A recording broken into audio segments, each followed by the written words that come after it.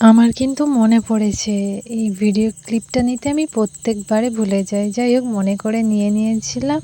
আর আজকে না ওয়েদারটা খুবই খারাপ ছিল। বৃষ্টি, বৃষ্টি সারাদিন কাটলো। বিকেলটা একটু বেশ ভালোই ছিল। সেইজন্য একটু বেরিয়েছিলাম। এই দেখো তোমাদের তো বলাই হয়নি। আজকে যাচ্ছি হ্রদ দেখতে।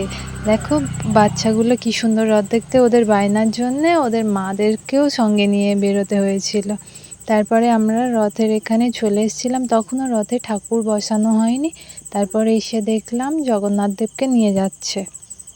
দেখো আমাদের শেরপুর বাজারে প্রত্যেক বছর আমরা এসে পৌঁছাই 5:30টার দিকে। তখন রথের দড়ি ধরেই বেশ খানিকক্ষণ টানা হয়। তারপর বাড়ি চলে আসা হয় একটু মেলা টেলা ঘুরে।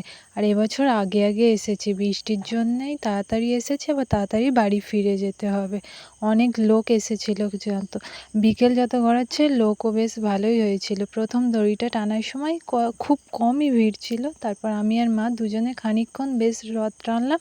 তারপরে এসে আর আইসক্রিম তোমাদের চুপি চুপি বলে দিই, আমাদের শেরপুর বাজারে কিন্তু সুইট কর্নারের জিলিপি খুব দারুণ খেতে, তোমরাও খেয়ে দেখতে পারো। এর মধ্যে জিলিপি কিনলাম, তারপর বাড়ি চলে এলাম। আজ তবে আসি, সঙ্গে থেকো।